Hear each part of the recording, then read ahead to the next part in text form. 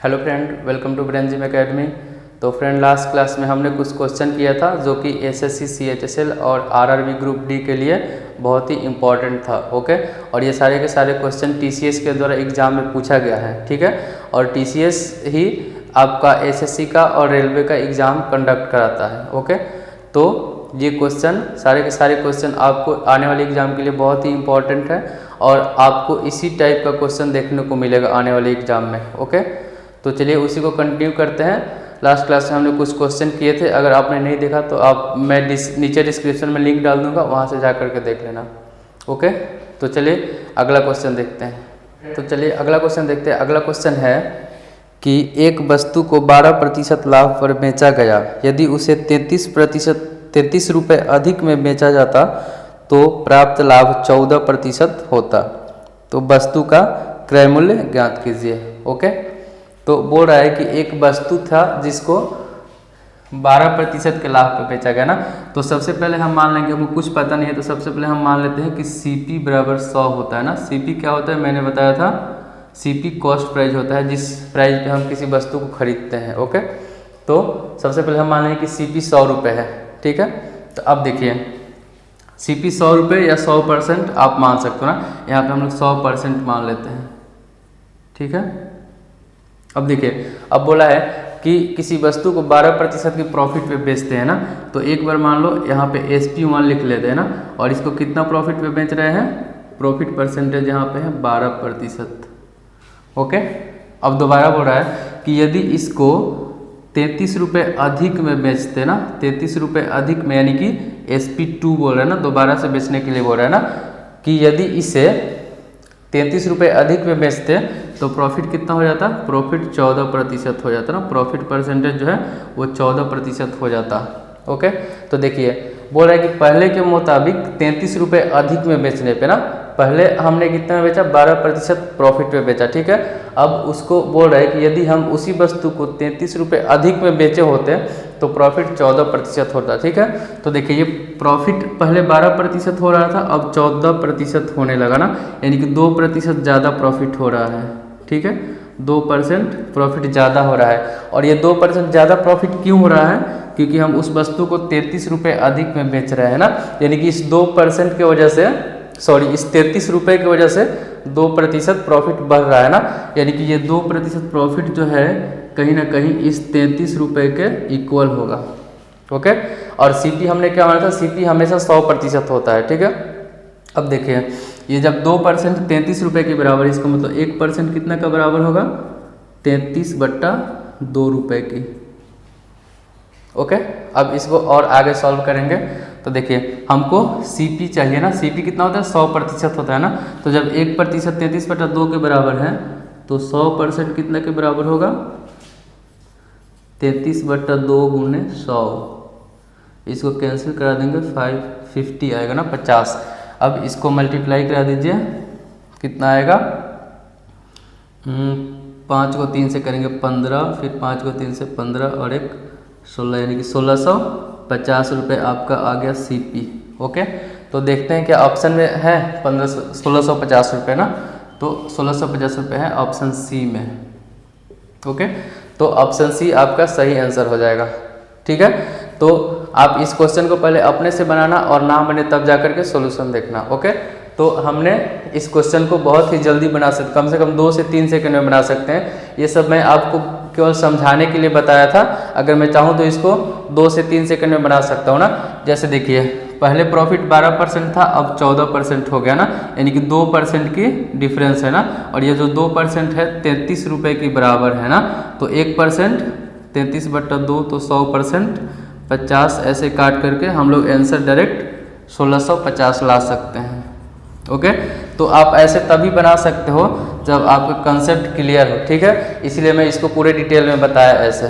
ठीक है, तो आप इसको नोट कर लो। अगला क्वेश्चन है, आप इसको पहले अपने से ट्राई करना, ना बने तो सोल्यूशन देखना। ओके, तो अगला क्वेश्चन है, श्वेता और हरीश ने 28,000 की आय के साथ एक परियोजना को पूरा किया।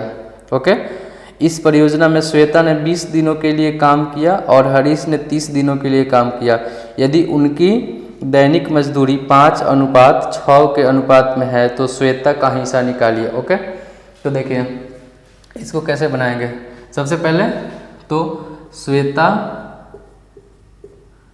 और क्या है, श्वेता और हरीश ना, श्वेता और हरीश है ना, इनका अनुपात जो है, मजदूरी का जो अनुपात है कितना है, मजदूरी का अनुपात है 5:6 है ना, 5:6 है इनके मजदूरी का अनुपात। ओके, और इन्होंने जो जिस परियोजना में काम कर रहे हैं वो कितना की परियोजना है, वो 28,000 की है ना, 28,000 रुपये की एक परियोजना है जिसमें इन दोनों ने मिल करके काम कर रहे हैं। ओके, अब देखिए इसकी मजदूरी जो है, श्वेता की मजदूरी 5 यूनिट है और हरीश की 6 यूनिट है ना। अब देखिए अब आगे बोला कि श्वेता ने 20 दिनों तक काम किया ना, श्वेता ने कितना दिन काम किया, 20 दिन काम किया, और हरीश ने 30 दिन के लिए काम किया। ठीक है, तो हमको क्या करना है कि श्वेता का जो हिस्सा है वो बताना है। ठीक है, तो देखिए यहाँ पे श्वेता की मजदूरी 5 है और 20 दिन काम कर रहे हैं, तो इसको कितना मजदूरी मिलना चाहिए, 100 मिलना चाहिए ना। तो यहाँ पे 100 हो गया, 100 यूनिट। ये इसका हरीश का जो मजदूरी है 6 रुपये है और 30 दिन काम किया, तो इसको कितना मिलना चाहिए, 180 रुपये मिलना चाहिए ना। इसको हम लोग क्या करेंगे, रेशियो में बांट देंगे ना, एक 0 से 0 कट जाएगा, ये 5, ये आपका 2 से कट जाएगा 5 बार में, ये 2 से 9 बार में। ओके, तो ये 5:9 के रेशियो में इनको हिस्सा मिलेगा। ठीक है, तो 5:9 के रेशियो में 2800 को बांट देंगे तो वही हो जाएगा अपना आंसर। ठीक है, हमको श्वेता का हिस्सा चाहिए, यानी कि 5 से मतलब है ना, तो श्वेता का हिस्सा क्या हो जाएगा, 28,000 बट्टा इन दोनों को जोड़ देंगे ना, 14 आएगा, इंटू श्वेता का जो हिस्सा है उससे गुना कर देते हैं 5 से, तो ये 14 है, 14 में 2 से कट जाएगा 28, यानी कि 2000 आएगा। अब 2000 को 5 से गुना करेंगे तो कितना आएगा, 20, सॉरी 5 दूना 10 आएगा ना, तो यहाँ पे 10 पे 3 0 और आ जाएगा ना, यानी कि 10,000 रुपये किसको मिलेगा, श्वेता को मिलेगा। ओके, तो चलिए अगला क्वेश्चन देखते हैं। अगला क्वेश्चन है कि किसी भी प्राकृतिक संख्या n के लिए n 6 का पावर n माइनस 5 का पावर n के परिमाप का अंतिम अंक हमेशा क्या होगा। ठीक है, n क्या है, n एक प्राकृतिक संख्या है, n क्या है, प्राकृतिक संख्या है, यानी कि नेचुरल नंबर है। ओके, ये सब लिखने की जरूरत नहीं, हम लोग डायरेक्ट करेंगे। ठीक है, n एक प्राकृतिक संख्या नेचुरल नंबर है, बोल रहा है कि 6 का पावर n माइनस 5 का पावर n का जो अंतिम अंक होगा वो क्या होगा। ठीक है, अंतिम अंक यानी कि यूनिट डिजिट। ठीक है, तो ओके, तो ये वाला सिचुएशन दिया है जिसमें n क्या है, एक प्राकृतिक संख्या है, और हमको क्या बताना है कि इस 6 का पावर n माइनस 5 का पावर n का अंतिम अंक यानी कि यूनिट डिजिट क्या होगा, इकाई का अंक। तो चलिए हम इसको ट्राई कर लेते हैं। ठीक है, अगर देखिए यहाँ पे अगर मैं 6 का पावर 1 रखूँ, 1 क्या है, 1 भी एक प्राकृतिक संख्या है ना, तो यहाँ पे हमेशा नेचुरल नंबर ही रखना है, 0 वगैरह ये सब नहीं रखना है। ठीक है, तो अब देखिए 6 का पावर 1 माइनस 5 के पावर भी 1 कर देते हैं। ठीक है, तो यहाँ से क्या आएगा, यहाँ से आएगा 6 माइनस 5 बराबर 1 आ रहा है। अगर मैं 6 का पावर 2 कर दूँ और 5 का पावर भी 2 कर दूँ तो यहाँ से क्या आएगा, 36 माइनस 25, इसको सॉल्व करेंगे तो क्या आ जाएगा, 11 आ जाएगा। यहाँ भी इकाई का अंक 1 आया, यहाँ भी 1 आया है। एक बार और करते हैं, 6 का पावर 3 माइनस 5 का पावर 3, तो 6 का पावर 3 कितना होता है, 216 होता है। ओके, और 5 का पावर 3 कितना होता है, 125।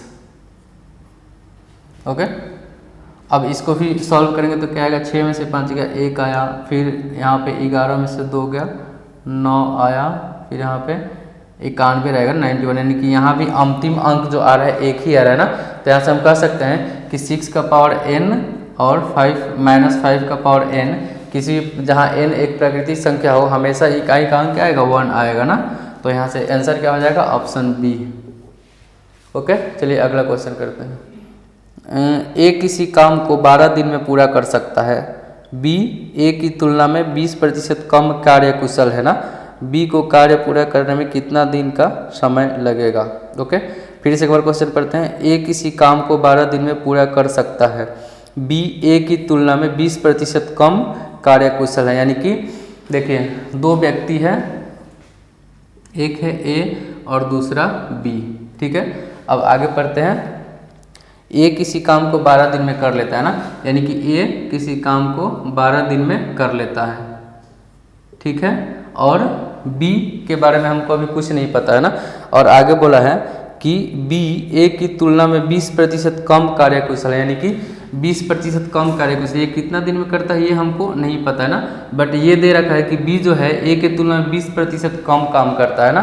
तो ये कार्यकुशल का मतलब क्या, इसका इफिशियंसी दे रखा है ना, यानी कि इनकी एक दिन का काम करने की क्षमता दे रखा है ना, यानी कि ए का इफिशियंसी कितना होगा। अगर हम मान लें कि ए का जो इफिशियंसी है 100 है ना, और तो जब ए का इफिशियंसी 100 होगा ना, एक दिन का कार्य 100 होगा, तो बी का एक दिन का कार्य क्या होगा, 20% कम है ना, ये 20% कम कार्यकुशल, यानी कि ए की क्षमता जो है काम करने की वो बी के अकॉर्डिंग 20% कम है। ठीक है, तो यहाँ से इसका 80 हो जाएगा, यानी कि ए एक दिन में 100 काम करता है तो बी एक दिन में 80 काम करेगा। ठीक है, इसका मतलब ये हुआ।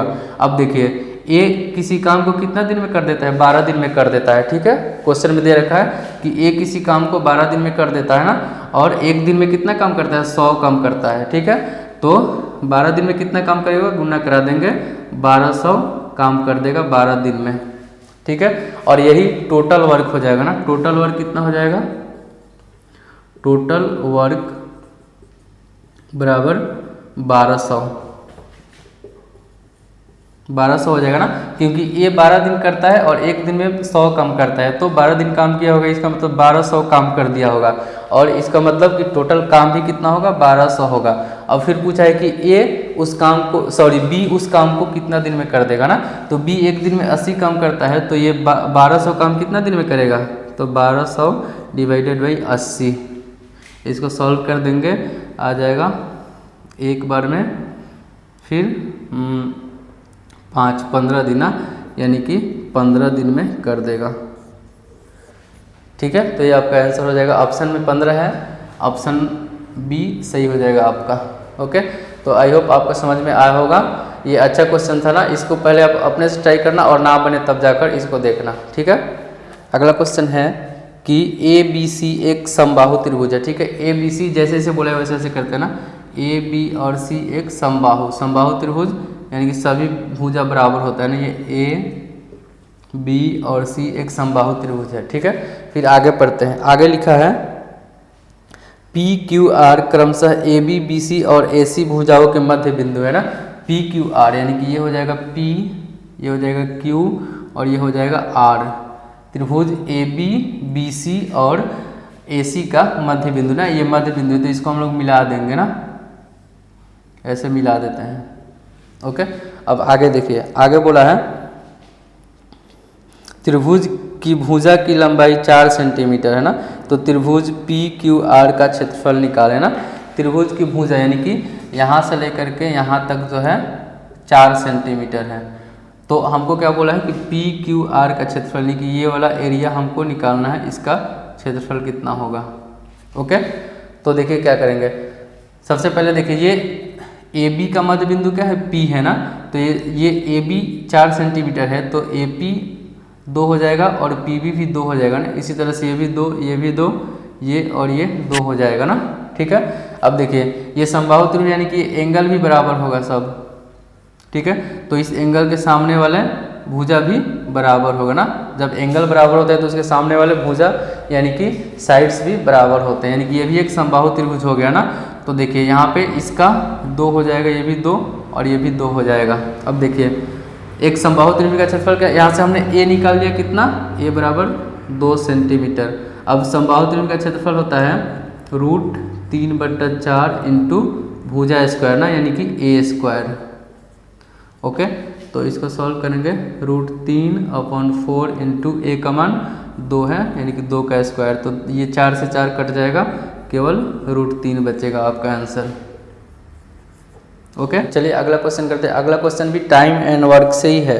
ओके, इसमें है ए और बी की कार्य क्षमताओं का अनुपात, यानी कि ए और बी का जो इफिशियंसी है, यानी कि काम करने की क्षमता है, उसका अनुपात दे रखा है 3:4। ठीक है, यानी कि ए अनुपात बी दे रखा है 4:3। 4:3 है या 3:4 है ना, सॉरी ये 3:4 है। ठीक है, तो ए और बी का इफिशियंसी यानी कि काम करने की क्षमता क्या दे रखा है, 3:4। फिर आगे पढ़ते हैं, आगे बोला है क्वेश्चन में सॉरी आगे क्वेश्चन में बोला है कि ए किसी कार्य को 12 दिन में पूरा कर सकता है ना, ए जो है वो किसी काम को 12 दिन में पूरा कर देगा। ठीक है, तो बी उसी काम को पूरा करने में कितना दिन का समय लेगा। ठीक है, देखिए ए और बी दो व्यक्ति हैं और इनकी काम करने की क्षमता का अनुपात 3:4 है ना, यहाँ पे बी लिख दिया था 3:4 है ना। अब ये इफिशियंसी है इन दोनों का, यानी कि एक दिन का वर्क है। ठीक है, अब ए एक दिन में 3 काम करता है ना, तो 12 दिन में कितना काम कर लिया होगा, 36 काम कर लिया होगा ना, क्योंकि इसका इफिशियंसी 3 है ना, यानी कि ए का एक दिन का काम 3 है, तो 12 दिन में कितना काम कर लिया होगा, 36 कर लिया होगा ना। अब बोल रहा है कि उसी काम को यानी कि 36 काम को ही ए कितना दिन में कर लेगा ना, ए कितना दिन में कर लेगा। ठीक है, तो ए की इफिशियंसी कितना है, 4, सॉरी बी की इफिशियंसी कितना है, 4 है ना, तो बी एक दिन में 4 काम करता है, तो 36 काम कितना दिन में कर लेगा, 36 को 4 से भाग दे देंगे, आ जाएगा आपका 9, यानी कि 9 दिन में वो कर लेगा। ओके, तो आपका आंसर हो जाएगा 9 दिन, ऑप्शन बी सही हो जाएगा। ओके, तो अगला क्वेश्चन है कि एक स्कूल में लड़कों और लड़कियों की मिलाकर औसत आयु 16.8 वर्ष है, लड़कों की औसत आयु 15.4 वर्ष है और लड़कियों की औसत आयु 18.2 वर्ष है। स्कूल में लड़कों और लड़कियों की संख्या का अनुपात निकालें। ठीक है, तो एक स्कूल है जिसमें कुछ बच्चे हैं, जिसमें से लड़के और लड़कियों की औसत आयु दे रखा है। ठीक है, और हमसे पूछा है कि उनके लड़कों की और लड़कियों की संख्या का अनुपात बताएं। ठीक है, तो क्वेश्चन आप अच्छे से पढ़ना, पहले अपने से ट्राई करो, उसके बाद बनाना। तो देखिए फिर से क्वेश्चन को पढ़ते हैं और डाटा को नोट करते चलते हैं ना। तो एक स्कूल में लड़कों और लड़कियों की मिलाकर औसत अनुपात 16.8 है ना, तो दोनों को मिला करके यहाँ पे गर्ल्स है और यहाँ पे बॉयज़ है, तो दोनों का जो औसत अनुपात है 16.8 है। ठीक है, आगे फिर आगे बोला है लड़कों की औसत आयु 15.4 वर्ष है ना, लड़कों की औसत आयु है 15.4 वर्ष। ठीक है, और लड़कियों की औसत आयु जो है वो 18.2 वर्ष है ना, लड़कियों की है 18.2 वर्ष। ठीक है, तो हमको इसका अनुपात निकाला, इस मेथड को बोलते हैं एलिगेशन मेथड। ठीक है, तो देखिए सबसे पहले इसमें हम क्या करते हैं, इसमें से इसको घटाएंगे, फिर इसमें से इसको घटाएंगे, तो देखिए इसमें से इसको घटाते हैं और यहाँ पे लिखते हैं ना, तो 18.2 में से 16.8 को घटाएंगे तो क्या आएगा, ये 17 हो गया, 17 में से 16 गया तो 1 हो जाएगा, 12 में से 8 गया 4। ठीक है, अब इतना में से इतना को घटाएंगे और यहाँ पे लिखेंगे, तो ये आ जाएगा 16.8 में से 15.4 को माइनस करेंगे तो 1.4 ही आएगा। ओके, इसको फिर रेशियो वाइज काट देंगे ना, तो ये 1 टाइम्स में कट जाएगा ना, यानी कि 1:1 आएगा, दोनों सेम है। तो आपका आंसर जो लड़के और लड़कियों की जो संख्या का अनुपात होगा 1:1 होगा, यानी कि ऑप्शन बी सही हो जाएगा। ओके, तो बहुत जल्दी हम इस टाइप का क्वेश्चन कर सकते हैं ना। अगला क्वेश्चन है, अगला क्वेश्चन फिर टाइम एंड वर्क से है ना। अगला क्वेश्चन है कि ए किसी काम को 20 दिन में पूरा कर सकता है और बी अकेले उसी काम को 30 दिन में पूरा कर सकता है। किसी अन्य कार्य के कारण ए कार्य पूर्ण होने से पहले ही कार्य छोड़कर चला जाता है और शेष 5 दिन तक बी ने अकेले ही कार्य को करता है। ओके, इस स्थिति में कार्य को पूर्ण करने में कुल कितने दिनों का समय लगेगा। ठीक है, तो देखिए क्वेश्चन को अच्छे से पढ़िए, समझिए और फिर से बनाइए। ठीक है, ना बने तब जाकर के आप सोल्यूशन देखना। ठीक है, तो चलिए क्वेश्चन को पढ़ते हैं और डाटा को नोट करते रहते हैं ना।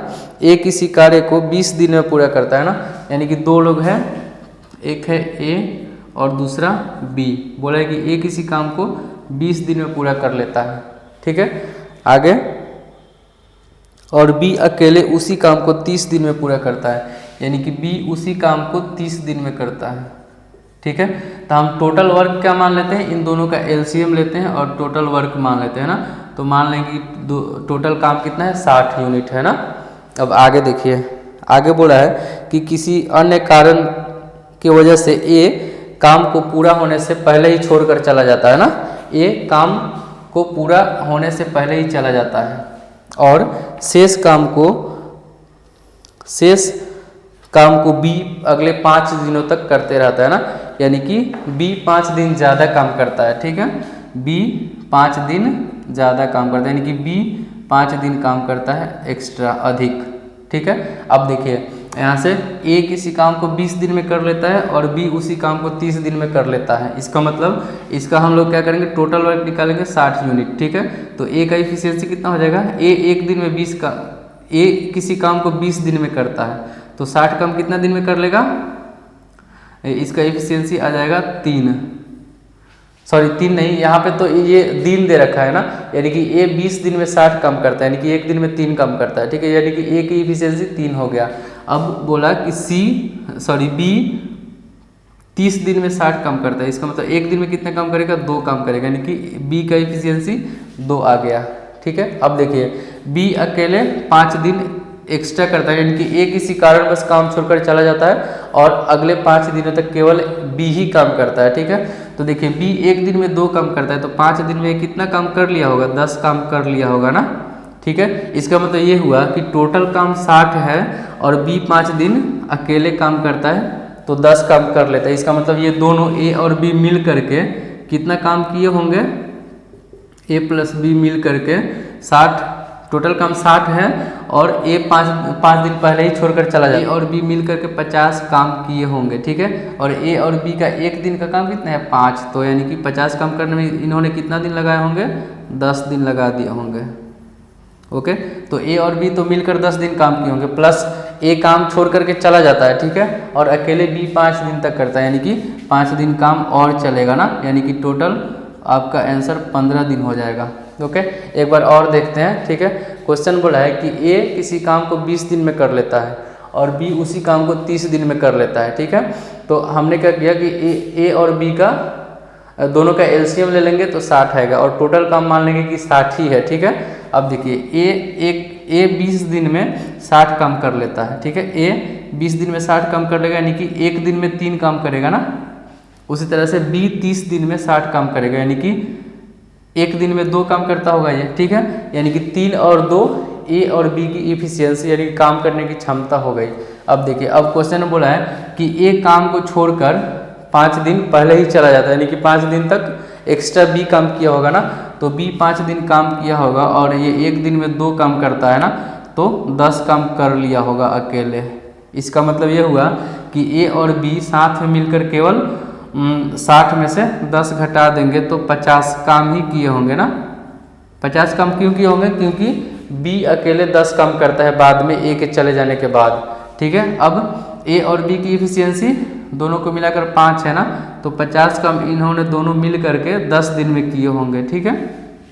10 दिन में किए होंगे और अकेले ए 5 दिन, बी 5 दिन करता है ना, तो 10 दिन और 5 दिन यानी कि 15 दिन तक काम चलेगा, ठीक है। तो क्वेश्चन में ये पूछा था कि काम को ख़त्म होने में कितना समय लगेगा, तो 15 दिन लगेगा ना।